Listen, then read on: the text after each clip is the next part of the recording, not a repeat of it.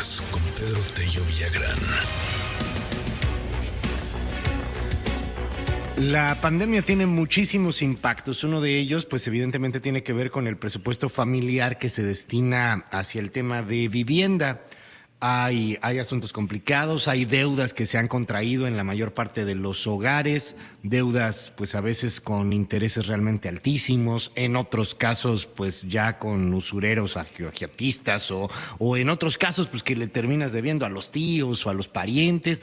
Es un asunto que ha recompuesto la economía de muchísimas familias y yo te preguntaría, querido Pedro, pues vaya datos que traes y que compartes con todo nuestro auditorio. Te mando un abrazo, muy buenos días.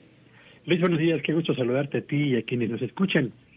Pocas veces nos hemos referido a cuál ha sido el impacto de la pandemia, del desempleo y de los problemas que en materia económica han enfrentado las familias para hacer frente a las necesidades cotidianas que en el mantenimiento o en el pago de sus compromisos relacionados con el hogar deben atender mes a mes. Y el INEGI recientemente publicó una encuesta que me parece de la mayor relevancia porque nos permite conocer y analizar qué ha sucedido con el gasto familiar en materia de vivienda. Y yo diría que los dos impactos más relevantes que ha tenido la pandemia al interior de los hogares y en su relación con la vivienda son los siguientes.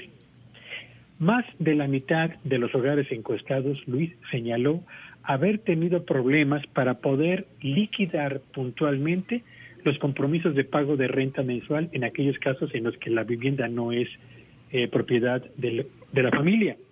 Y un porcentaje similar, más del 50%, también señaló que hubo meses o ha tenido meses en los que no ha sido capaz de poder pagar las mensualidades del crédito hipotecario. La razón que está detrás de todo esto es la combinación entre quienes perdieron su empleo masivamente en los meses de abril y mayo del año pasado y no lo han podido recuperar, y al mismo tiempo quienes tuvieron que sacrificar parte de sus ingresos para poder mantener la fuente de trabajo. Pero no solamente ha generado la pandemia problemas para el pago de la renta y el pago del crédito hipotecario, también quienes tienen la propiedad de su vivienda han tenido que sacrificar parte del presupuesto destinado a la reparación o al mantenimiento de la vivienda o a la construcción de aquel terreno que tenían o que habían comprado previamente, o a la remodelación de su propia vivienda o la ampliación de la misma, o qué decir de la renovación, la rehabilitación o el reforzamiento de las estructuras de las que soportan, digamos, la vivienda. Todos estos conceptos, Luis, presentan en el 2020 caídas sensibles en el monto del presupuesto que cada familia ha asignado a su vivienda para labores de ampliación o de mantenimiento.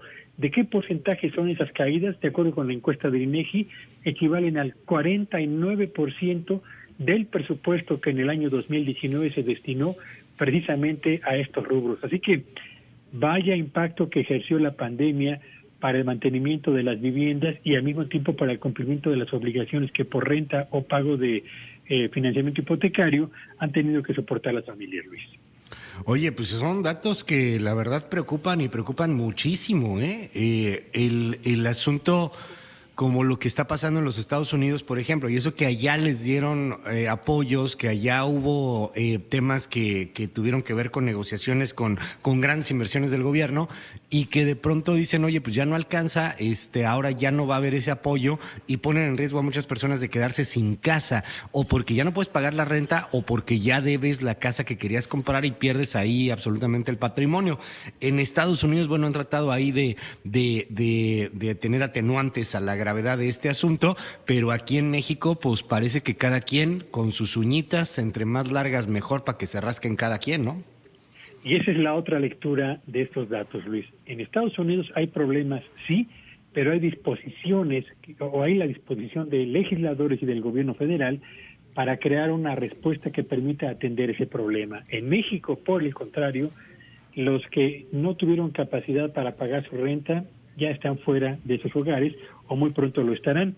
Y quienes han tenido problemas para cubrir su crédito hipotecario a pesar de la moratoria temporal que se decretó en el año 2020, bueno, pues en el 2021 ya no existe tal moratoria, así que si no han conseguido empleo o si sus fuentes de ingresos siguen bajas, van a tener que renegociar ampliando el plazo de pago y seguramente el impacto que esto va a tener sobre la disposición de presupuesto familiar en los próximos años. Así que la diferencia entre quienes toman un compromiso a favor de los hogares allá y quienes acá los dejan a su suerte, Luis. Mil gracias, querido Pedro. Te mando un abrazote. Te seguimos en tu red. ¿Cuál es? Sígueme en Twitter en @Petello Villagrán y que tenga un espléndido día. Gracias, Pedro. Muy buenos días. Las 8:01.